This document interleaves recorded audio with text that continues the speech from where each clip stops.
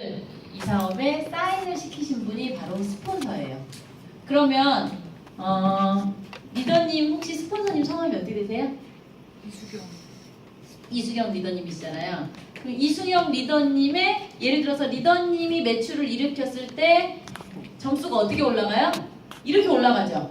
이렇게 올라가진 않죠. 점수가. 그러면 내 점수를 공유하는 분들은 다 스폰서예요. 내 점수를 공유하지 않으신 분들은 형제 라인 이렇게 얘기하시면 되고요. 그 다음에 내 하부 라인에 있는 사람들을 파트너라고 얘기를 하는 거예요.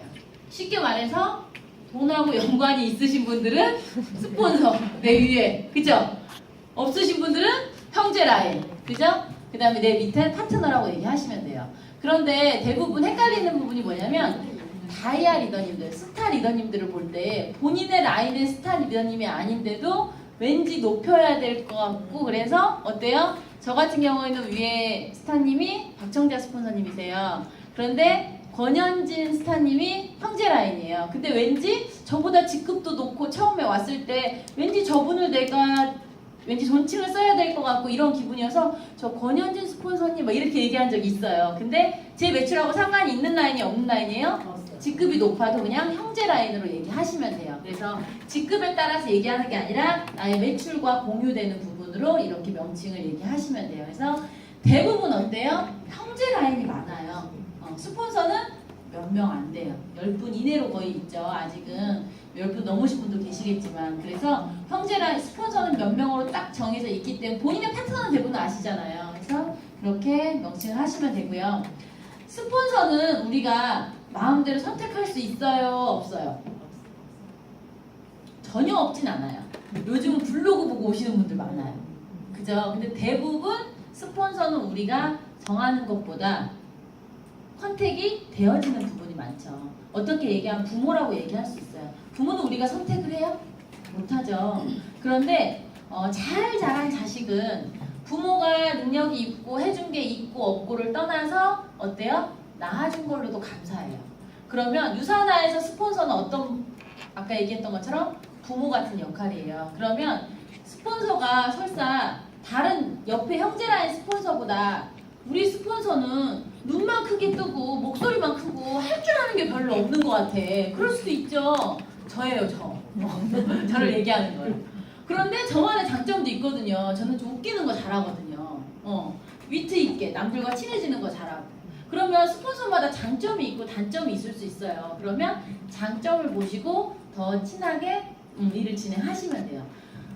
꼭 사업이 안 되시는 분들은 탓을 해요. 이게 사업생활 3BC를 왜 한 번에 못하는 거야, 미팅을 하면. 이렇게 얘기하시는 분도 계시거든요. 그런데 나에게 유산화를 알려준 것만으로도 그냥 감사하게 생각하시는 게 기본이겠죠. 그죠? 이것도 비즈니스예요.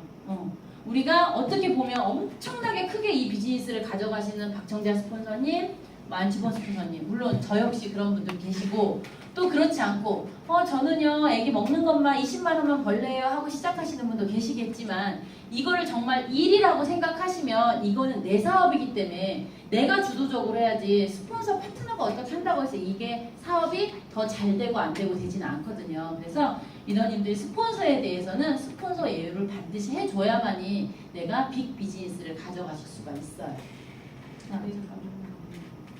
또 이거를 스폰서십이라고 해요. 내가 스폰서십을 잘하면 내 파트너는 어때요? 내가 한 걸 보고 배우죠. 그러면 똑같이 내 파트너도 나에게 나를 스폰서로서의 따뜻한 대우를 해주게 되어 있어요. 자식은 부모가 하는 걸 어때요? 그대로 따라해요. 제가 한 군데만 다녀요. 식당을. 짜장면도 그 짜장이 아니면 안 먹어요. 저는 원래 성격이 그래요. 그런데 저희 아들도 그러더라고요. 똑같이 닮는 것 같아요. 그래서 파트너는 누가 하는 걸 똑같이 배운다고요?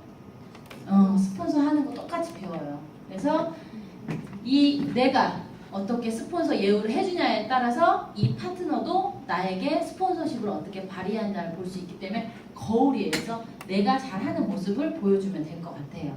이거를 파트너십이라고 해요.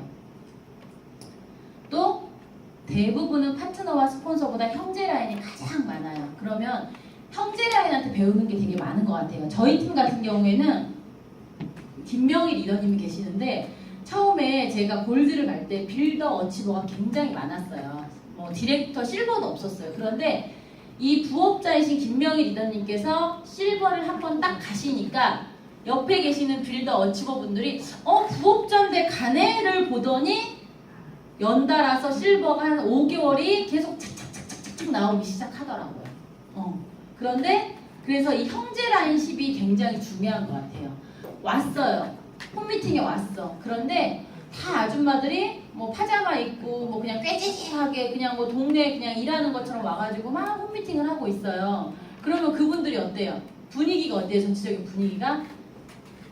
나는 괜찮아. 나는 내 파트너니까 괜찮을 수 있는데 형제 라인이 봤을 때 이 모임이 어때 보여요? 어때 보여요? 동네 아줌마들 모여서 수다 떠는 것 보이지 않아요. 그런데 나는 여자를 데려왔지만 저쪽 형제 라인에서 이렇게 멋진 남자분들이 왔어요. 정말 빅 비즈니스라고 생각하고 왔는데 아줌마가 꼬리꼬리하게 하고 있고 서로 막 말을 함부로 하면서 부정적인 얘기를 해요. 그러면 이 신규 파트너 모시고 집에 갈 수 있어요? 없어요? 있어요. 그렇기 때문에 내가 설사 그날의 강의가 마음에 안 들었을지라도 혹은 내가 그날 어떠한 힘든 일이 있어도 일단 갖추고 모임과 행사에 참여하셔서 강의가 마음에 안 들어도 다른 누군가는 엄청난 시간을 내서 그 자리에 왔을 수가 있기 때문에 내가 부정적인 얘기를 밖으로 꺼내면 된다 안 된다? 안 돼요. 어느 누구는 그 강의에 꽂혀서 이 사업을 열심히 진행할 수도 있거든요.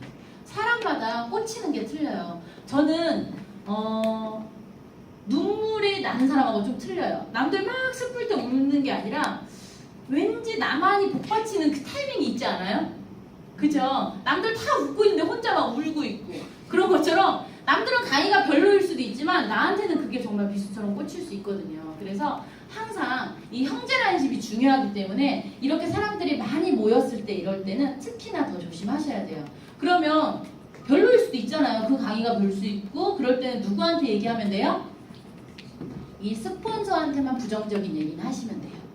그럼 이 스폰서님은 멘탈이 강하기 때문에 알아서 중화하실 거예요. 부정적인 얘기가 이리 가면 된다고 안 된다고요? 옆으로나 밑으로나 가시면 안 되고요. 여기 위로만. 여기 위도 적당히 해야 되겠죠. 적당히. 너무 이거 비즈니스인데 너무 깐다거나 막 부정적인 얘기를 스폰서한테 하시면 안 돼요. 네. 그래서 제가 꼭 중요한 것만 주의해야 될 것만 얘기하는 거예요. 보통 다른 회사나 이런 데서는 뭐 이런 부정적인 얘기나 뭐 이런 거에 대해서는 얘기 안 하잖아요. 근데 네트워크에서는 아무래도 새로운 사람들을 많이 만나서 이 비즈니스를 알려야 되기 때문에 새로운 사람들한테 상처받는 게 많아요? 격려해주는 게 많아요?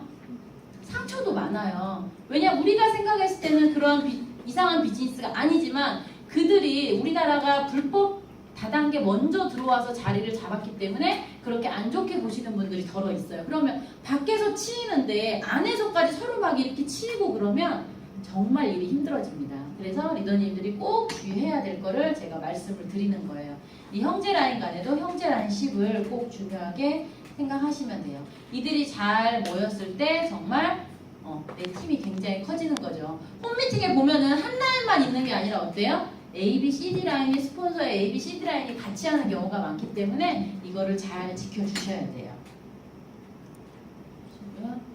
자, 다음은 쓰리션에 대해서 이제 자세하게 설명드릴게요. 쓰리션. 첫 번째는 존경심이에요. 아까 말씀드렸던 것처럼 스폰서에게 모든 역경을 통해 스폰서는 노하우를 누구에게? 파트너에게 정말 아낌없이 주기 때문에 항상 모든 걸 스폰서하고 공유하시면 돼요. 그러면 자신의 파트너도 또 이게 자연스럽게 복제가 되는 걸 말씀드리고 있는 내용이고요. 그 다음에 팀워크, 아까 형제 라인식을 얘기하는 거예요. 혼자 가면 빨리 가나 함께 가면 멀리 간다. 공감하세요? 네. 네트워크는 나 혼자 시간을 쓰는 게 아니라 내가 1시간을 쓰더라도 나의 10명, 20명의 파트너하고 일을 하게 되면 1시간이 24시간의 효과가 있는 것처럼 이렇게 함께 하면 빨리 갈 수 있다. 또 세 번째는 복제예요.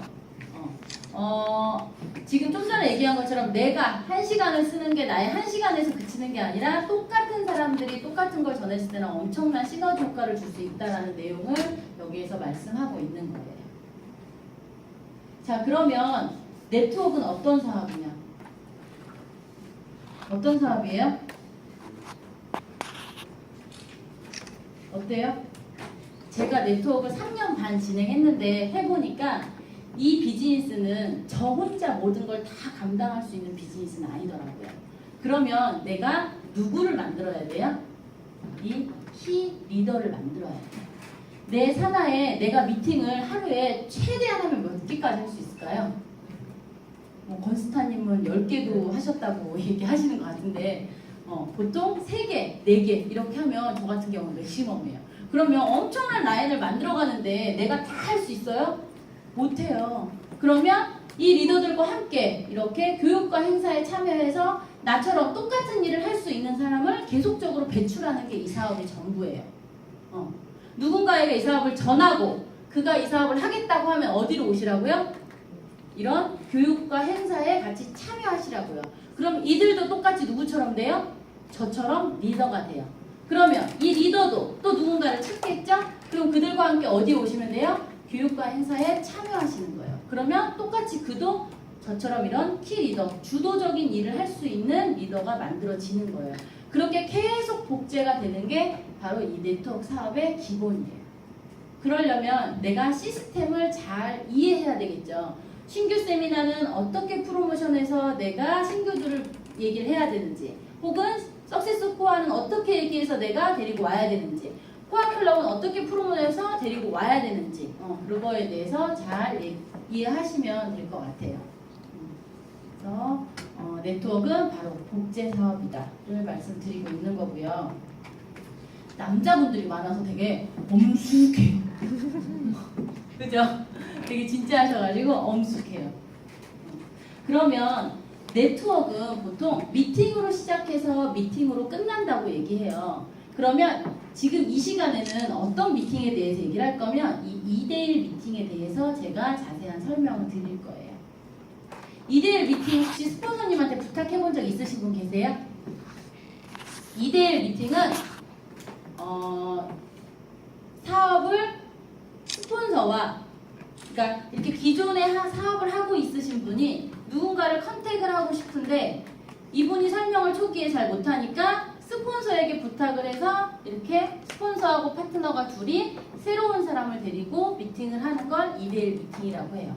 그런데 이 2대1 미팅은 호일러의 ABC 법칙을 그대로 인용을 한 거예요. 호일러라는 사람이 자신의 생각을 지인에게 무리 없이 알리는데 가장 유효하다고 알려진 인간관계의 법칙이래요.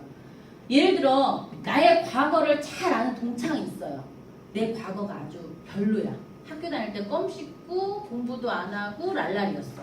근데 이 친구에게 유산화의 빅 비즈니스를 전달하고 싶어요. 저 사람이 하면 엄청 잘할 것 같아. 근데 내가 이 친구한테 얘기하면 이 말이 먹힐까요? 과거가 별론데? 안 먹혀요. 그럴 때 누구한테 얘기를 한다고요? 스폰서한테 이렇게 하는 거예요. 그런 경우도 괜찮아요. 저도 그렇게 했어요. 네, 그것도 괜찮고요. 또 혼자 하는 것보다 둘이 하는 게 훨씬 낫고, 그리고 나보다 이 사업을 먼저 진행하신 경험자에 대한 얘기를 상대방은 어때요? 더 귀를 기울여서 듣게 되어 있어요. 그래서 그거에 대해서 ABC 법칙을 말씀드릴 거고요. 그러면 여기에서 얘기하는 A는 좀 전에 얘기했던 것처럼 스폰서를 얘기하는 거예요. 스폰서, B는 본인이에요. C는 고객이에요. 아직 사인을 안 한 고객을 얘기하는 거예요. 근데 여기에 뭐라고 적혀져 있어요? 다 같이 한번 읽어볼까요? 성공률은 10%는 B에게, 20%는 A에게, 80%는 누구에게 있다고요? 본인에게 있다. 그럼 본인이 어떻게 해야 되는지 제가 설명을 드릴게요. 자, 이 호일러의 법칙을 잘 해야지만이 이분이 사인을 할 수가 있어요. 더군다나 80%는 나한테 성공률이 달려 있다고 했어요. 그러면 이 호일러의 법칙을 잘 사용하기 위해서는 먼저 첫 번째, C를 초대하고 시간과 장소를 정확히 한다. 대부분 스폰서든 파트너하고 미팅을 하루에 몇 개씩 잡는데 그거를 당일날 캔슬을 한다거나 매번 잡을 때마다 약속 시간이나 장소를 미리 얘기해 주지 않고 당일날 얘기해 주시는 분들도 계세요. 여기 계신 분들은 안 그러시겠지만 제가 스폰서로서 이렇게 보면은 1시간 전에 취소하거나 막 이런 경우도 되게 많거든요. 그런데 시간이 금이잖아요. 이 사람하고 안 했을 때 다른 파트너하고 얼마든지 해줄 수 있는 상황인데 이분 때문에 시간을 비우는 거기 때문에 계속적으로 이렇게 빵꾸가 나면 스폰서 어때요? 표현은 안 하지만 약속을 또 잡겠어요? 안 잡겠어요? 안 잡아줄 수도 있어요. 그죠? 그래서 우리가 항상 미팅을 정할 때는 시간과 장소를 미리 일주일 전에 얘기하시고요. 그 다음에 하루 전날 다시 한번 재공지를 해서 명확하게 얘기하시는 게 좋아요. 그러면 장소는 어디가 좋을까요? 보통 저 같은 경우에는 밥 먹는 약속은 하지 말라고 해요. 밥을 먹어버리면 너무 시끄럽고 밥을 먹는 도중에 밥 먹는데 1시간, 1시간 반, 그 다음에 미팅하는 것까지 하면은 거의 3시간 이상을 써야 되기 때문에 대부분 저는 커피숍이나 아니면 손님이 없는 조용한 커피숍으로 잡아달라고 얘기를 해요. 그래서 여기 계신 리더님들도 될 수 있으면 밥 시간을 피해서 조용한 커피숍으로 약속을 정하시는 게 좋고요. 또 C의 정보를 수집해서 스폰서에게 미리 알려준다. 대부분 사업을 진행하시면 남자분들 같은 경우에는 돈 때문에 유산화를 사업하시는 분보다도 뭔가 지금의 직업에 뭐 이렇게 추가적인 약간의 그러니까 시간의 자유가 없어서 이 비즈니스를 함께 하시는 분도 계시고요. 저 같은 경우에도 수입은 기존에 하는 일에 충분했지만 이제 시간에 얽매이는 게 너무 힘들어가지고 제가 이 비즈니스 선택했거든요. 또 어떤 분들은 부모님의 노후를 위해서 이 비즈니스를 선택하시는 분도 계시고 혹은 자녀의 교육 때문에 선택하시는 분도 계세요. 그러면 그거에 대한 미리 언지를 스폰서에게 충분히 해주면 그거에 맞춰서 스폰서는 상담을 진행하는 거예요. 제가 미팅을 했을 때 한번 실패한 적이 있었는데 어떤 경우였냐면 그분은 제품에 관심이 많으신 분이었어요. 근데 저는 그분이 대부분 사람들은 경제적인 것 때문에 이 비즈니스를 할 거라고 생각하고 보상 플랜에 대해서만 더 강하게 얘기하고 제품에 대해서는 이제 이분이 관심이 없는 줄 알았어요. 그래서 제가 스폰서님에게 잘못 전달해서 그분이 한 1년 반 있다가 사인을 하게 됐어요. 그런데 1년 반 뒤에 하시는 말씀이 너가 이렇게 제품에 대해서 나에게 강하게 얘기했으면 내가 사업을 안 해도 제품 먼저 체험을 했으면 더 빨리 이 사업을 진행을 했을 텐데 그때 네가 핀트를 잘못 잡았다고 저한테 얘기를 하더라고요. 그래서 항상 이 사업을 시작하려고 하는 사람이 뭐 때문에 사업을 시작하려고 하고 어떤 생각을 갖고 있고 이러한 그분의 경제적인 거나 혹은 이혼하고 아이를 혼자 키울 수도 있고요. 여러 가지 이제 그분의 상황을 스폰서님한테 미리 얘기를 하셔서 스폰서님이 그 부분을 정확하게 핵심적으로 딱 집어서 사인을 할 수 있는 그런 시간을 갖게 이러한 정보를 충분히 주셔야 돼요. 그 다음에 제일 중요한 거는 미팅을 잡을 때 이 C에게 이 스폰서를 소개할 때 어때요? 보통 뭐라고 소개하세요? 리더님? 스폰서님 약속 잡을 때 전문가죠. 그렇죠. 전문가라고 소개하죠.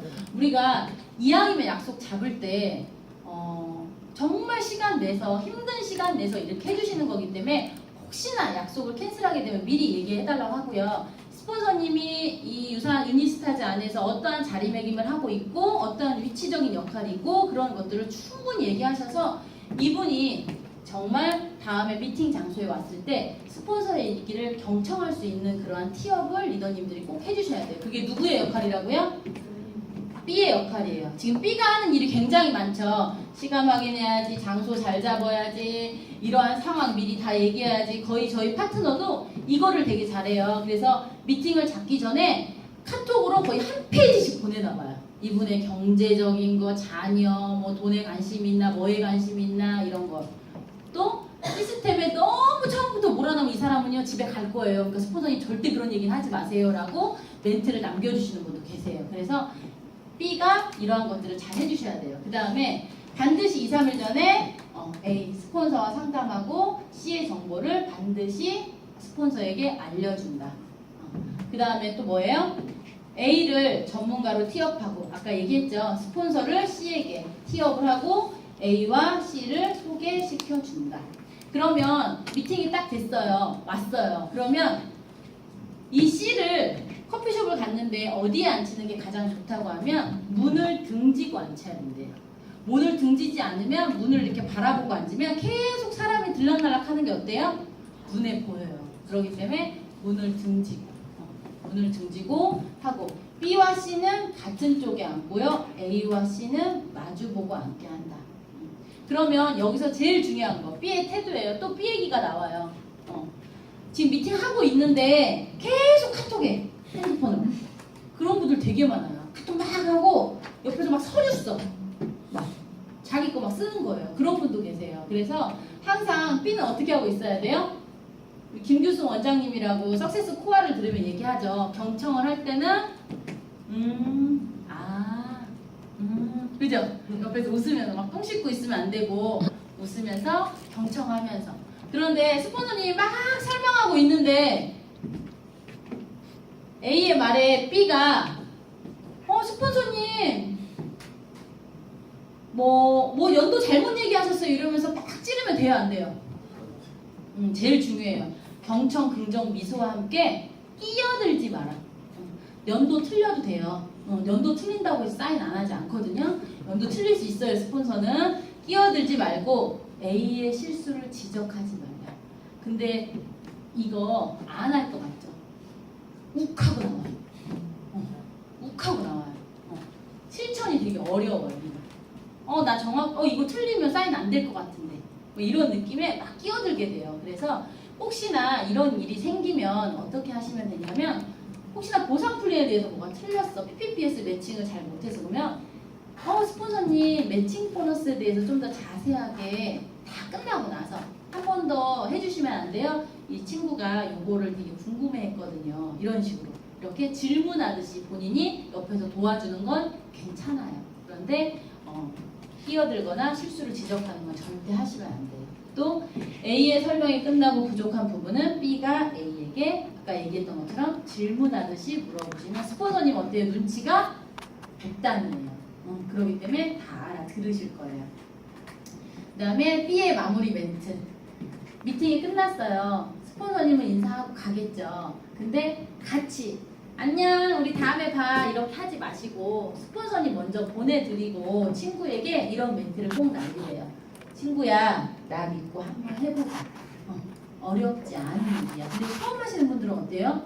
굉장히 어려울 거라고 생각을 해요. 여기 처음 오신 분들 많죠. 근데 그렇게 어렵지 않아요. 저도 부업으로 지금 3년 반 동안 유산화를 진행하고 있는데 그렇게 어렵지 않아요. 그래서 미팅을 할 때 아까 얘기했던 것처럼 약속 잡는 거, 장소, 그 다음에 미리 정보 준다. 2, 3일 전에 A에게 대한 정보 주고요. 스폰서 티업하고요. 앉을 때 문 등지고 앉게 하고, 그 다음에 경청, 긍정, 미소, 끼어들지 말고 실수 지적하지 말고, 또 부족한 부분은 질문하고, 또 마지막 멘트 꼭 하시고요. 마지막 멘트 하실 때 뭐 이런 소책자 같은 거 주시고 나서 이분에게 그러면 언제 다시 만나자 2, 3일 뒤에 이렇게 약속 잡으시는 것도 굉장히 요령이에요. 그래서 이렇게 하시면 될 것 같아요. 2대1 미팅 잡는 거 하실 수 있겠죠? 네. 근데 2대1 미팅 가보면 어떠한 일이 또 많이 있냐면 유산화의 얘기, 네트워크에 대한 얘기를 전혀 들어보지도 못하고 스폰서를 초대하는 경우도 많아요. 그러면 스폰서가 가서 어때요?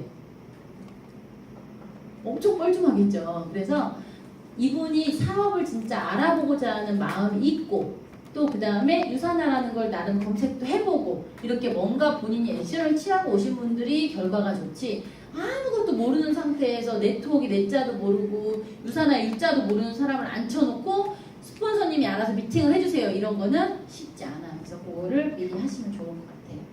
그래서 상담은 항상 많은 실패를 해본 경험이 많이 있는 스폰서와 함께 상담을 하시면 되고요. 상담을 할 때는 항상 스폰서에게 나의 지도 1, 2, 3번 가게를 통해 아까 들으셨죠? A, B, C, D에 어느 누가 배치되어 있는지에 대한 그림을 다 그리고 지금 이러한 사람들이 어떤 상황을 갖고 있는지에 대한 것까지 다 적어서 스폰서하고 상담을 하시는 게 가장 효율적이에요. 그래서 스폰서하고는 거의 저 같은 경우에도 지금도 매일 스폰서님하고 상담을 하고 있고요. 또 아까 얘기했던 것처럼 나의 레그표는 레그표와 고객 명단, 나의 잠재 명단 그 다음에 이러한 상황들을 쭉 다 정리해서 스폰서하고 매일 상담하시면 돼요. 여기도 다시 한번 나오네요. 부정적인 건 누구하고 상담하라고요? 업라인하고 위에 상위 스폰서하고만 상담하라고 나와 있어요. 하이라이에게는 칭찬과 격려. 처음 하시는 거기 때문에 어려울 수가 있거든요. 네, 이렇게 하시면 돼요. 네, 여기까지 끝났어요. 너무 피곤하고 힘드신 것 같아요. 그래서 제가 좀 빨리 속결